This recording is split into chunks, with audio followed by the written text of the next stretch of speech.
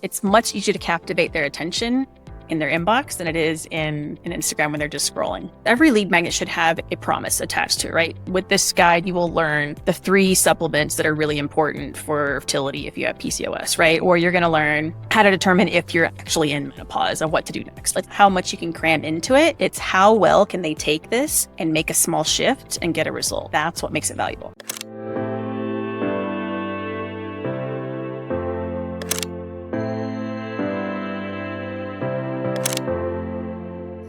Hi, I'm Charlene Oy, dietitian turned business and marketing coach, and you're listening to the Nutrition Business Show.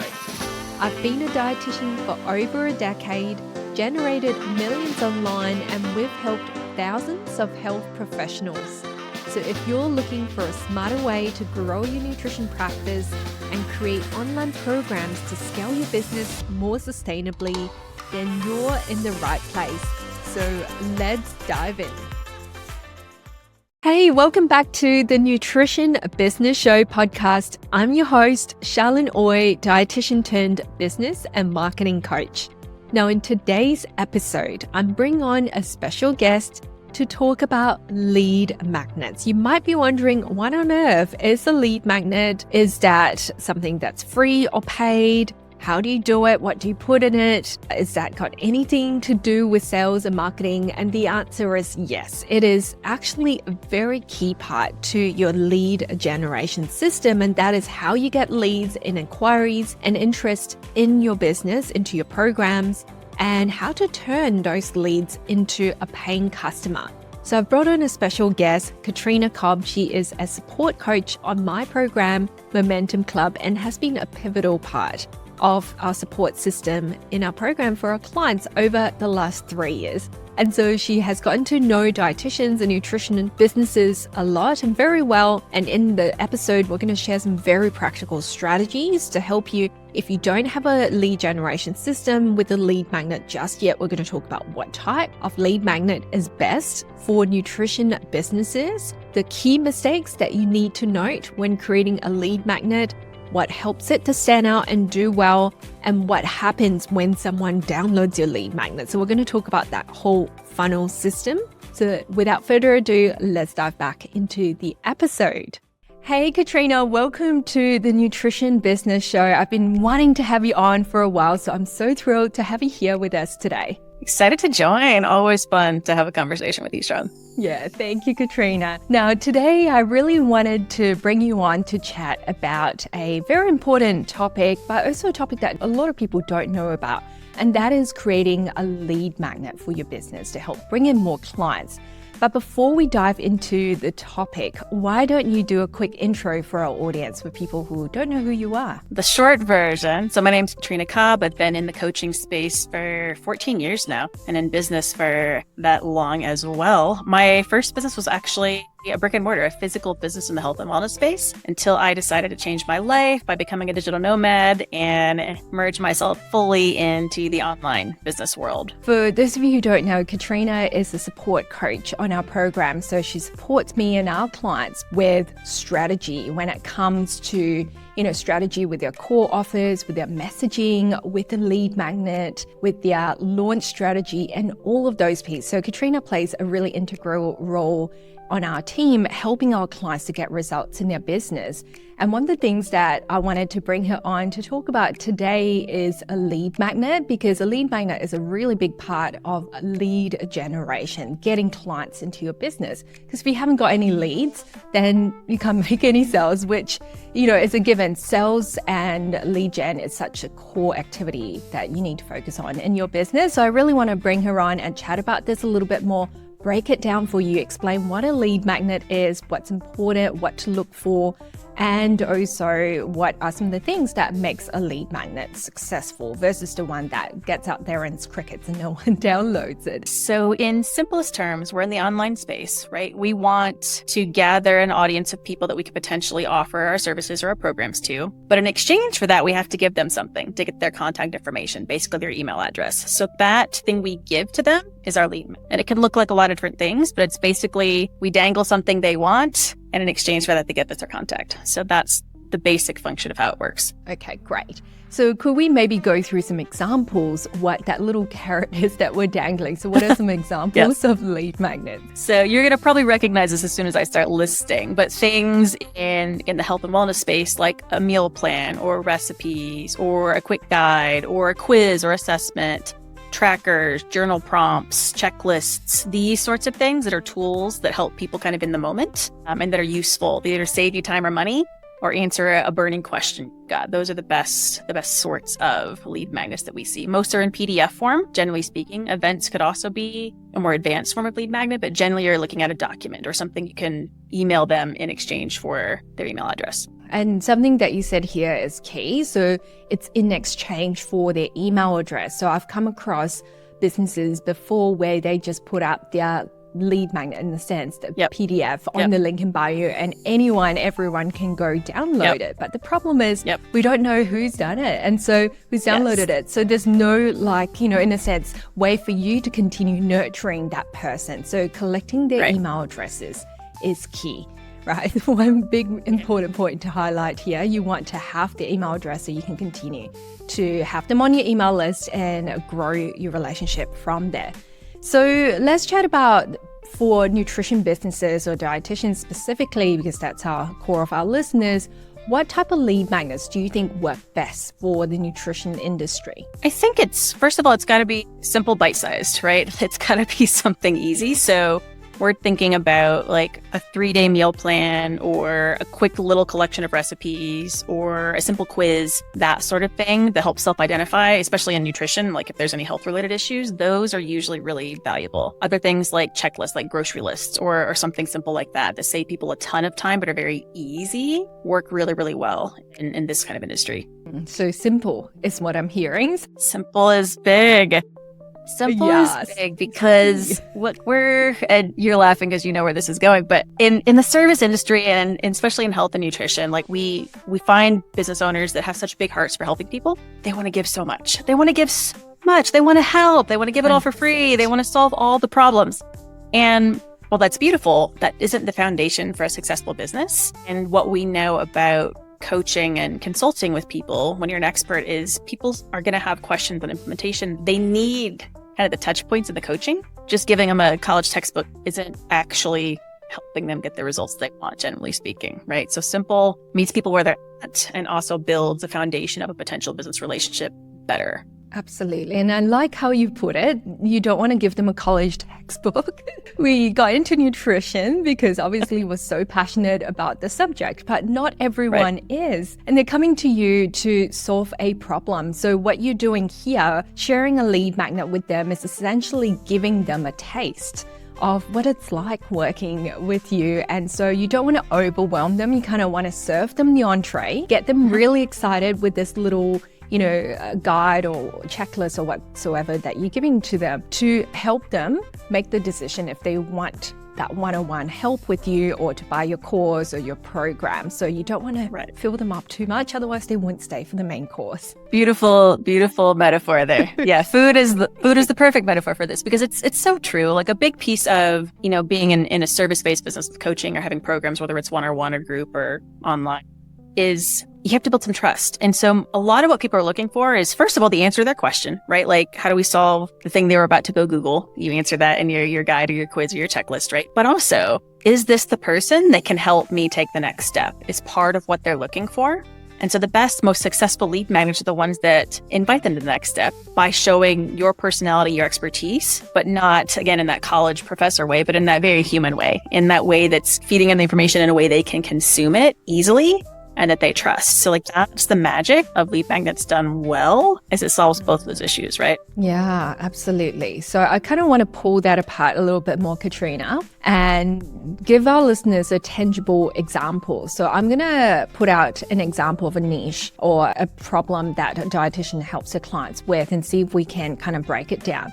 So let's say we have a PCOS dietitian. That niche just immediately comes to mind. They help women who are struggling with irregular periods, They have painful periods, and let's say periods is the biggest thing that they help them solve. And of course, with PCOS comes with other problems like insulin resistance. They're feeling tired all the time, cravings, hunger, and maybe they're struggling with their weight. So there's a few key things, but let's say periods, irregular periods is one of the key things that they want to start targeting. So could we maybe chat about some examples of what type of lead magnets they can create to attract their ideal clients? Yeah. So what's interesting, PCOS is so complicated. Women's hormones it's a whole thing. So a lot of folks, it depends on kind of where you want to meet them, like where they are in the journey. Were they recently diagnosed? Have they been struggling with it for a while? Because I think those are two very different magnets we could create, right? So for example, if they've just been diagnosed finally after probably struggling and seeing a lot of GPs or specialists and trying to figure out what's going on with the body, now they've got a diagnosis. What they're asking is like, well, now what?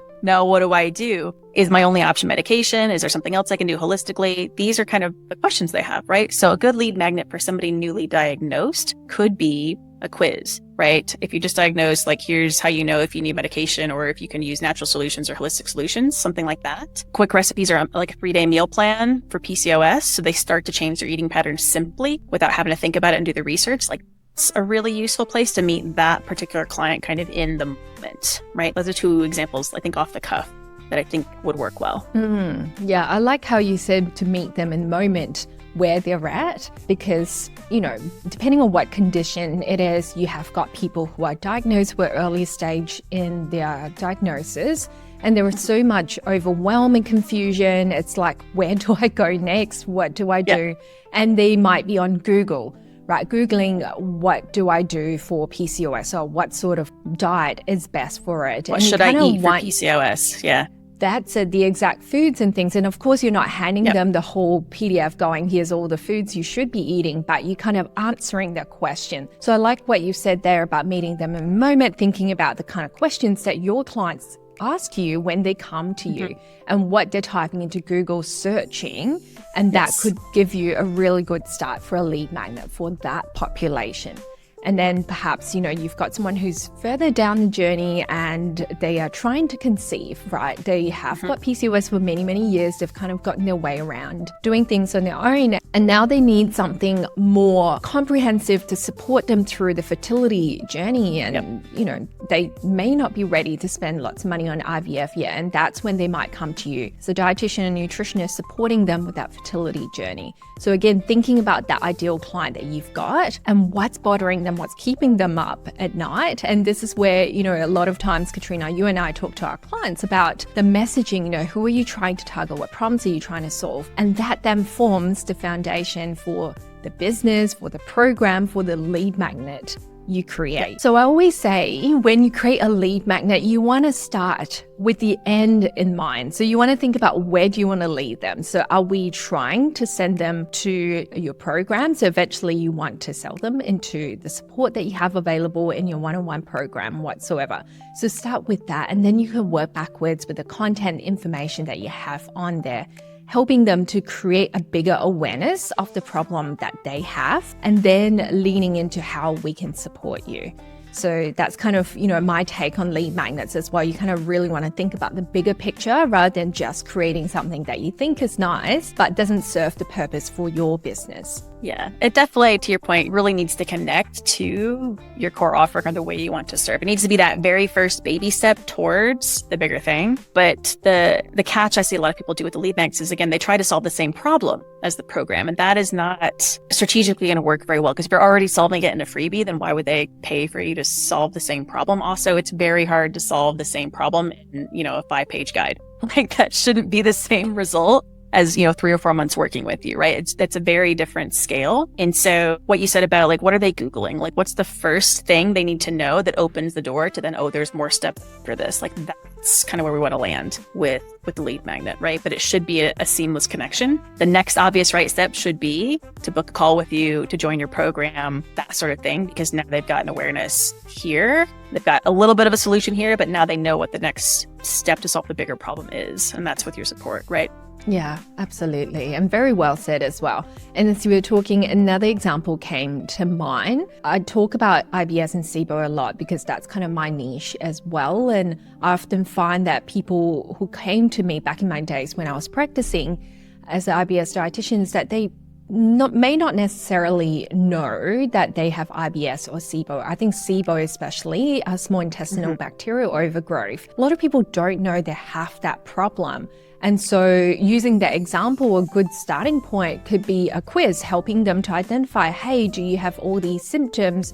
You may have SIBO. Let's get you tested. The way to get tested is blah, blah, blah. And that's where you kind of give them that awareness piece to go, I didn't know that my symptoms are not going away with the low FODMAP diet because it's something else. I've got an overgrowth of bacteria in the wrong place. And so then that naturally just leads that client down that journey of booking a call because they're interested in knowing what's going on inside me. I want to do more testing. Can you help me with that? So that's an example there of a seamless journey in the sense that we're talking about for the SIBO or IBS niche. What just occurs to me is we also see a lot of women working with, again, hormones or perimenopause or menopausal issues. And I think that's another area where an assessment, are your symptoms normal or are they indications of something happening that needs an intervention, a nutritional intervention or, some more direct support would be really, really beneficial. So there's probably a lot of cases out there where that type of lead magnet is really appropriate if, again, they don't have a diagnosis, they're experiencing symptoms. Is it normal? Is it not? How severe is it? Do I need to do something drastic with my lifestyle? Do I need to take medications? Are there other solutions? That's where you can choreograph kind of their journey by answering that first unknown and helping them self-identify or self-assess. There's a lot of power in that. I think we forget that our clients don't always know. They don't always know if things are normal or not. We just assume, don't we? Because we have been working in the area, we see clients day in, day out, and we forget what it's like in the early stages.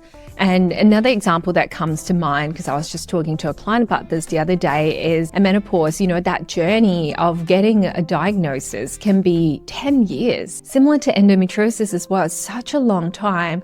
And so, a lot of times people don't know that they are experiencing menopausal symptoms. And that's exactly where you can meet them, where they're experiencing, talking to the symptoms that they're experiencing, like the hot flushes, the irritability, the hormonal fluctuation, the missing periods, and they haven't quite gotten the label of the diagnosis of menopause yet, but there are so many things that you have the power to do to help them with managing those symptoms and feeling good in themselves. So you got to meet them where they're at. So I want to dive deeper into the information, the amount of information that we put into a lead magnet, because one common question, which you would have heard all the time as well, Katrina, is how much do I put in there? I don't want to give too much away for free, and how much is too much? So can we talk a little bit about what type of information we want to strategically put into a lead magnet? One lens to look at it is it needs to be, we've talked about simple, but also quick to consume, right? So this is not a 20-page size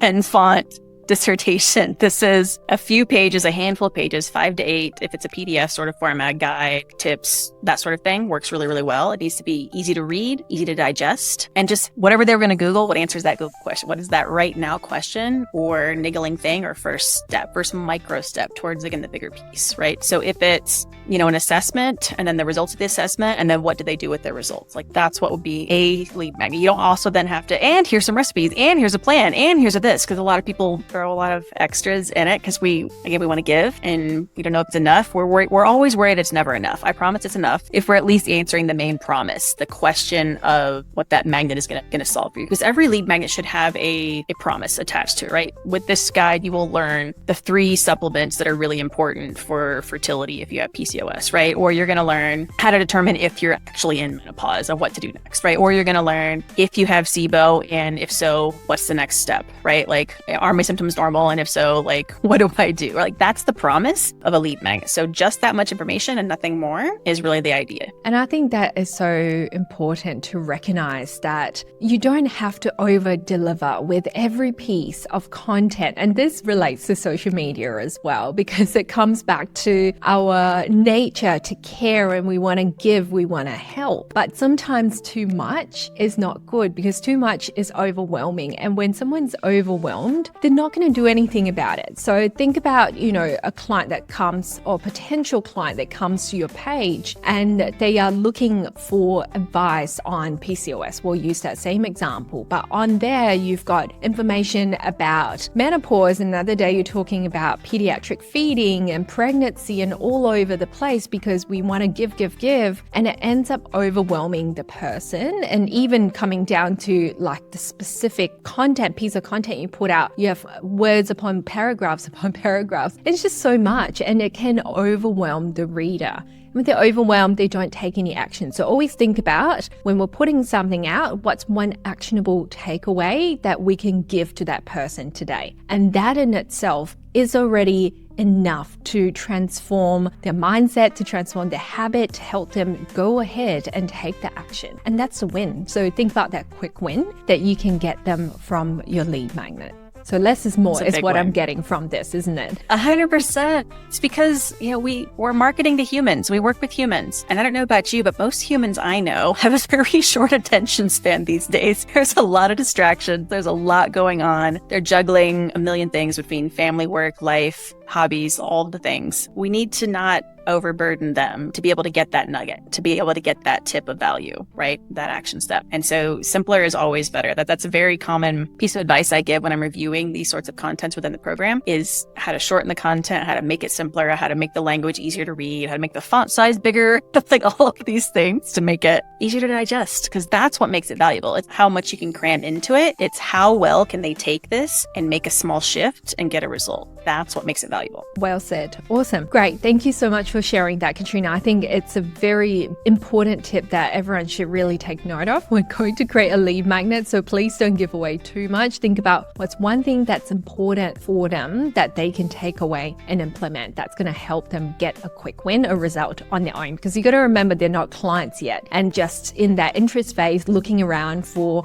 help and may not be even ready to work with anyone. They're just looking for information. So I want to chat about, on this note, how can we use our lead magnet to pull out or filter out people who they're just looking for freebies. They're serial freebie downloaders, right? Yeah. And so how do we filter out those people versus those who are ready to work with you, who are what we call warmer or hotter leads for your business? Yeah. I mean, this is kind of like the $1 million question, right? I think it comes back to what we said earlier of like, how do you meet them like right in the moment? And you want to think about what phase of their journey they're in. And we talked about like just diagnosed versus been struggling with this for years versus like they have very different mentalities, very different things they're concerned about, right? So knowing where they're at in their journey, I think is super important to speak to specifically. But also, I feel like action takers look for different things, right? People that are just researching would want more of the guides or the overviews or like the broader strokes of stuff versus somebody who's actually experiencing something they want to change is going to look for the actionable tips. They're going to look for the what to eat if I've been diagnosed. They're going to look for the how do I solve this problem without medication. They're going to look for the what are the best supplements for X. They're going to look for the actionable pieces, right? So I think the promise of your guide could also speak to people that are already kind of pre-qualifying themselves as action takers, which tends to be a much better target for your messaging and for your audience, to catching in people when they're in a state of readiness. Now, the readiness, it's really going to depend on their issues.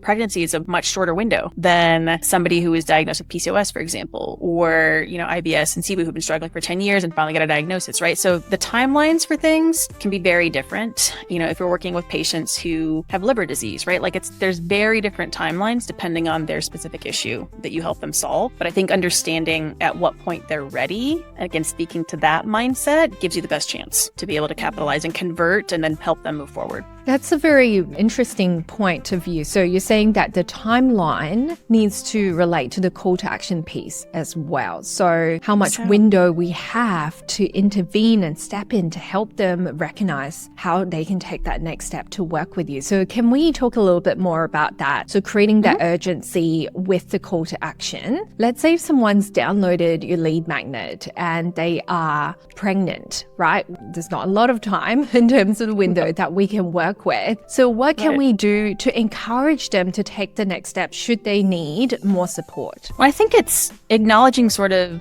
where people are at psychologically and what their readiness triggers are. We all have like pretty standard, I say the word triggers, but like things that happen, events things that make us feel like we're ready for something more, or that now is the time to take the next step, right? So pregnancy is a pretty clear example, but I think just speaking to the outcomes of a program to help with nutrition during pregnancy or specific issues during pregnancy, like there's a very obvious window. So speaking to that window and speaking to the benefits of health for the baby, right? What the motivators are for your client. I think timelines tend to matter more when you understand their trajectory, right? Somebody that struggled for 10 years, for example, with IBS and finally got a diagnosis, like they're so tired and frustrated. So like we have to meet them in that place of like helping build belief that we can finally get some relief at this stage, because now they know what the problem is and they can actually address a solution, right? So I think just awareness of the journey is, for me, that's the biggest piece, because so much of marketing is psychology. So much of marketing is understanding where your prospects are at, what their experience is, what their worries are, what their desires are. Like that's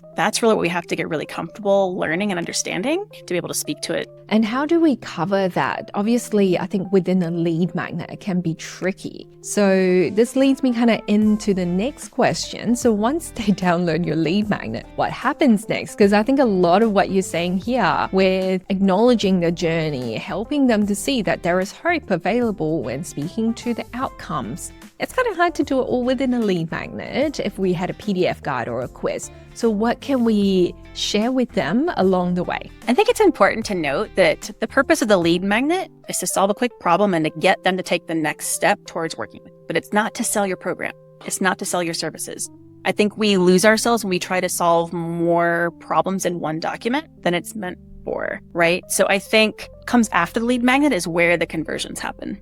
And so that looks like email follow-ups for sure. That's why we get their email address.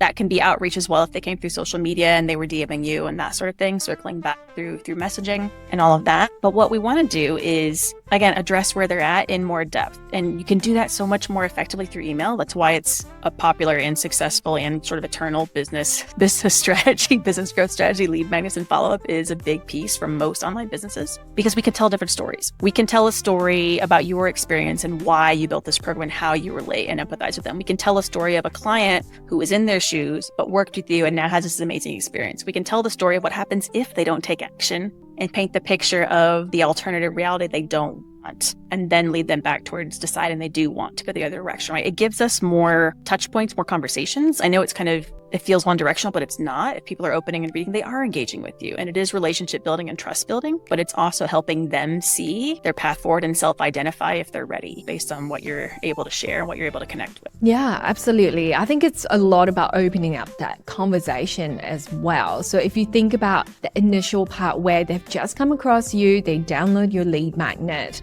they don't really know who you are quite yet, unless maybe they've been following along on social media for a while and you've released a new lead magnet so they know you. But a lot of people, we're going to presume they don't know who you are. So it's almost like meeting someone in person. You want to introduce yourself. You want to spend some time getting to know each other and deepen that friendship or that relationship. And as time goes by, they're going to feel more comfortable with you and take interest in what you do. And it's the same with marketing as well. It's a relationship building journey. And once you dangle that carrot, they stay for the main meal and they want to get to know you. So take that opportunity. I think email marketing is about deepening that relationship and having conversations. Get them to write back to you. One of the things that we offer to our clients is templates for that welcome sequence. When someone downloads their freebie, they then send out a series of emails to their subscribers.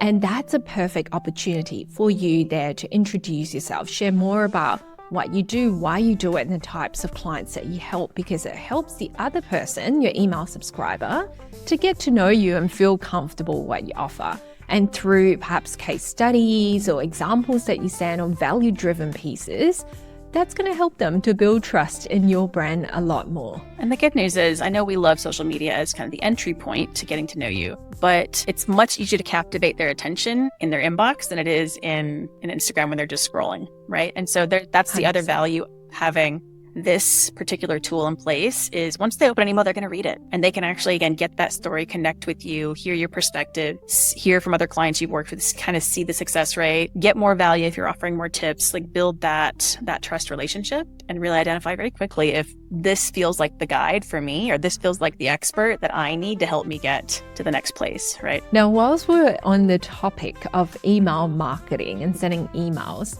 one popular question that I get is, how do I know if my emails are working? So I want to chat a little bit about metrics. We won't dive too deep into it, but just to give our listeners an idea, what would be an ideal or industry standard email open rate to aim for?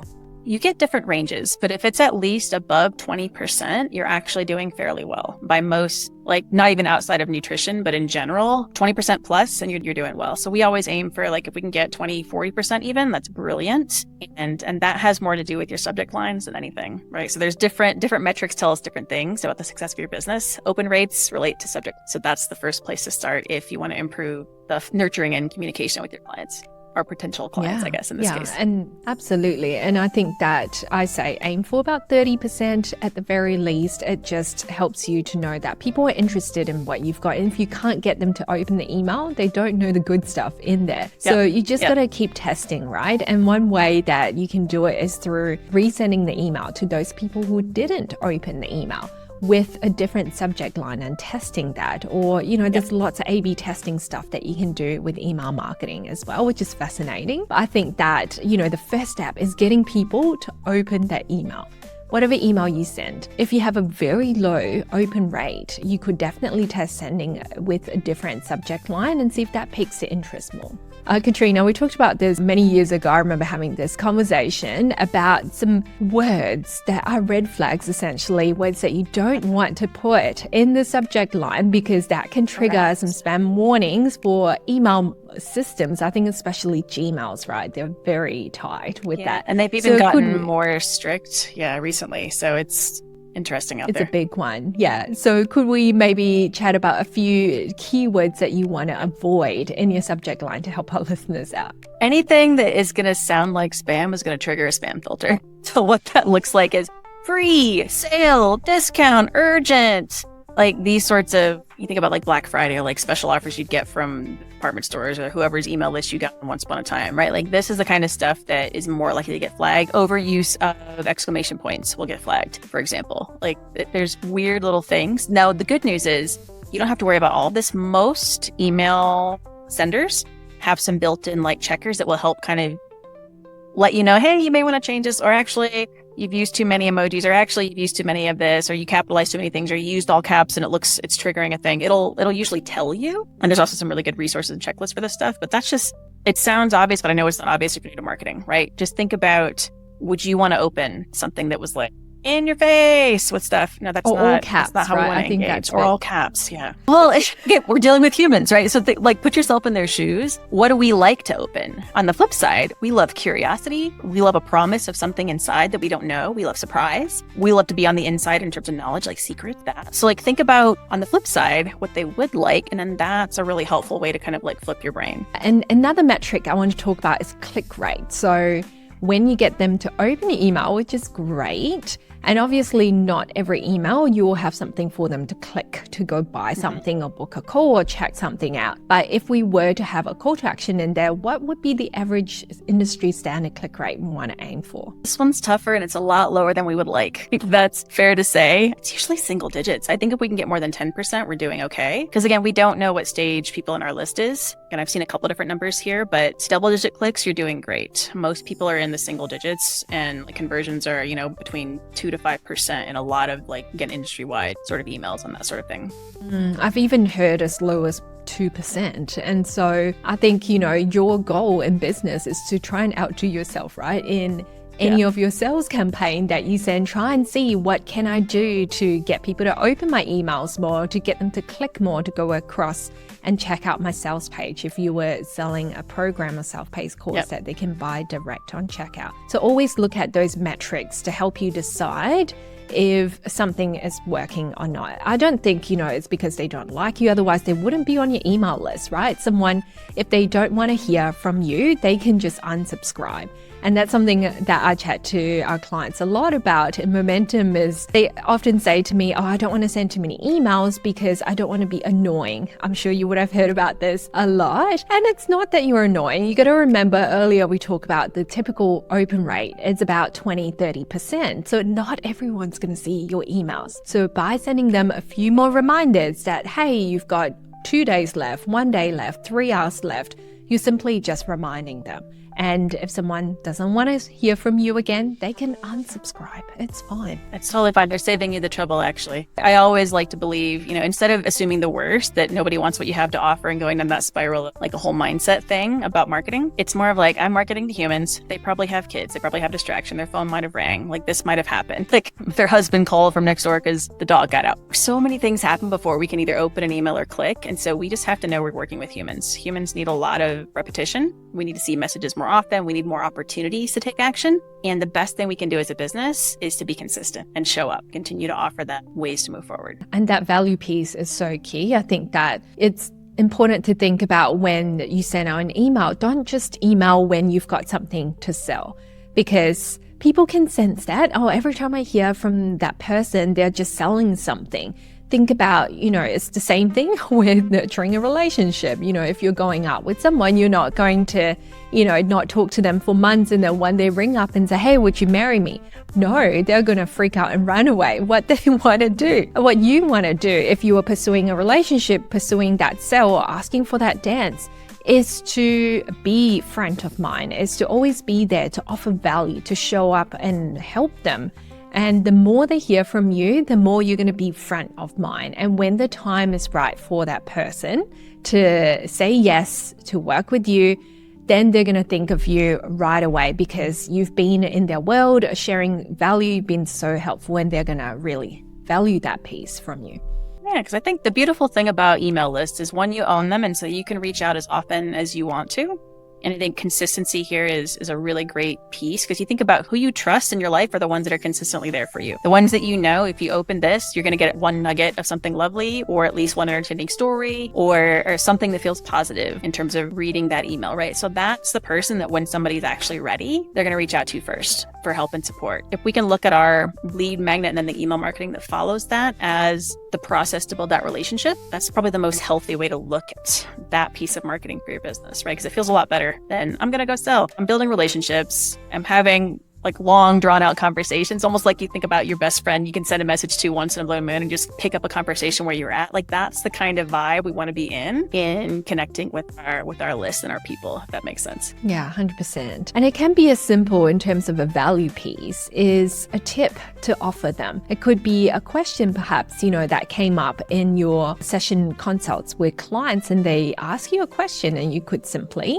expand on that, put that on email and share that with your list. And if you can be in a frequent contact with your list, I think that will be really beneficial, whether it's once a week. If you can't do once a week, do once a fortnight. I think that would be the very least. You don't want to leave it for months and then 3 months later, hey, I have my program open. Enroll now. And they're going to go, who are you again? And that's when they go hit unsubscribe. I don't know this person. Correct. So going back to the lead magnet, just one last question about how to promote it. So we talk about this often a lot on our coaching calls. How can we get people to download our lead magnet using social media? Of course, we've got Google and the website piece, but if someone were to just be on social media, how can they promote it so they get people onto their list frequently? Step one, you have to talk about it and talk about it frequently. This is not a one and done. If you build it and post a link, they will come. No, we have to actually let people know we have this amazing tool. We have this amazing thing. We have this amazing resource. You can get it here for free. If you want to know the answer to this question, go get my thing here. I made this for you. We have to do a lot of that. You're going to get tired of hearing yourself. Your clients are not seeing everything, though. We know they're not seeing everything with the algorithm. So repetition is big. And I think the second piece of it is if you've done your homework of crafting a magnet that answers a very specific question or a very specific problem for a very specific phase of your client journey, then the specificity in your messaging. Instead of just, I've got this tool for weight loss. No, weight loss for women after 40 without giving up your favorite foods or without abandoning desserts or without whatever, right? Make it super specific. And then there's all the technical tools, right? Share a link in your story, add it to your link tree or link in bio, anywhere you can add the link to make it easy. Use a tool like ManyChat where they can comment and then get automatically sent the link to download it. These are kind of the technical ways to deliver it. But on the front end, it's talk about it often, talk about it specifically. You definitely want to talk about it often. That is such a big piece to this. Like we all often think, I don't want to spam my audience too much with this, but why? You have something so valuable that you've put so much time and effort into creating. Don't hold yourself back from talking about it. You're not selling anything. You're not getting them to buy anything. You're sharing a free gift with them. And so don't be shy to talk about it at least once a week. Think about ways, just like what Katrina was saying, the tools that you can use with ManyChat, get them to comment a keyword. So if you were talking about a topic that's specific to your lead magnet or relevant to your lead magnet, put in a call to action slide at the end of the carousel or at the end of the reel. Just say, comment this word and I'll send the free guide to you right away. And that is super effective because it makes it easy for them to access. They may not want to, from watching your reel, click out of that to go to your link in bio, to go find the lead magnet and then crawl through like the 6 or 7 different links that you have on your link in bio to go find it. Make it easy for them. And then you've got your stories using link sticker, telling people about it. If you get asked a question, reply to it in your stories and then link your lead magnet to it if it's relevant. So thinking about different ways to make it easy for them to access it. When we say link the lead magnet, what Charlene means is a link to your opt-in page. We're not giving the guide for free. Again, we talked about an exchange of email. So you do need to have a landing page where they can put their name and email and then get sent the magnet. But that is the link we mean when we say share the link. Absolutely. And thank you for clarifying that as well. I can see where people might get confused. So opt-in page, that's where they go put in their name and email address. We don't have to ask for their address or their phone number or anything like that. We are, again, just meeting someone for the first time. Let's keep it casual and simple. So first name and email address. And then once they download it, you have the thank you page. And if you don't know much about email marketing and what systems to use, there's one very common one that we recommend in our program, and that is ConvertKit. It's super simple to use. It grows with your business as you evolve and grow. And so I'll link it in the show notes as well, so you guys can go check it out. But before we wrap up, Katrina, is there any other advice or tips that you have for our listeners when it comes to lead magnet and email marketing? I think it's most important to kind of take our clinician hat off and put our human, like best girlfriend's hat on, or whatever language is going to be appropriate to speak to your target audience, and really focus on kind of humanizing your messaging, right? We want to talk about the benefits. It's more about not the what you do to help them, but what they're going to get on the other side of working with you, like how their experience will change, what their daily experience will be like, how they'll feel differently physically and or about themselves mentally, right? So that's the most important thing to focus on in the messaging. I know you've got so much education, so much expertise, all the science, all the amazing things. That's beautiful. And that's going to help you help them. But what they need to hear is something else. And that's the hardest disconnect, I think, for a lot of practitioners to make, is to flip into marketing voice and not clinician voice when they're creating their tools for their business. Yeah, thank you for sharing that. I think that's such a wonderful advice to end this episode, to really think about humanizing our marketing, humanizing our language. And that brings it back to personal branding, which I have talked a lot about on this podcast, not being afraid to put yourself on the front of your brand, because people ultimately need to get to know you before they choose to work with you. And so don't be shy to show up. Think about how you can be yourself to build an authentic brand and to get your messaging specific to the people that you want to help as well. So thank you for that reminder. And just one final question, Katrina. I were to get you to give a most important piece of advice for dietitians and nutritionists in business, what would it be? It could be mindset, could be strategy. What would you want to leave our listeners with? Okay, we've talked a ton of strategy and detail, so I'm going to shift to mindset and the way you think about your business. And the best piece of advice, especially for beginners, that I could give, this goes for everybody, but plan for and normalize the ups and downs in your business. And that's in time and energy and revenue and money. and results. It's not a static thing. We never build a static business, and it's also not a straight line from here to there, right? So it's normal. And managing the noise that will happen that tries to tell you you're doing it wrong or you're not enough or XYZ is the biggest part of your game in success as an entrepreneur. So if you want to take the emotions out of decisions, that's where we look at the numbers. Like we said, what's a successful open rate? So what's successful this? That takes some of the emotional decision making out and makes it strategic. So definitely lean into metrics in business, but also just know ups and downs and all things are normal and okay. You're doing great. Thank you so much. Really valuable advice. And thank you, Katrina, for your wisdom and also your generosity in sharing your knowledge. Today, we love you. Our clients love you on the program. Thank you so much for being such a good pillar of support for everyone and helping them to get out of, the mindset we sometimes get so stuck in and see the bigger picture. So thank you for what you do. I'm going to get you back one day to talk about email marketing a little bit more, because I think there is so much confusion on this topic and a lot of people have got tons of questions around what kind of email do I send, how often, how many emails do I send in welcome sequence, how long it needs to be, all of those kind of things. So we will dive into that in another episode down the road. Thank you so much once again, and to our listeners for being here with us today. I'll see you here back next week, same time, same place. So take care, guys. Bye.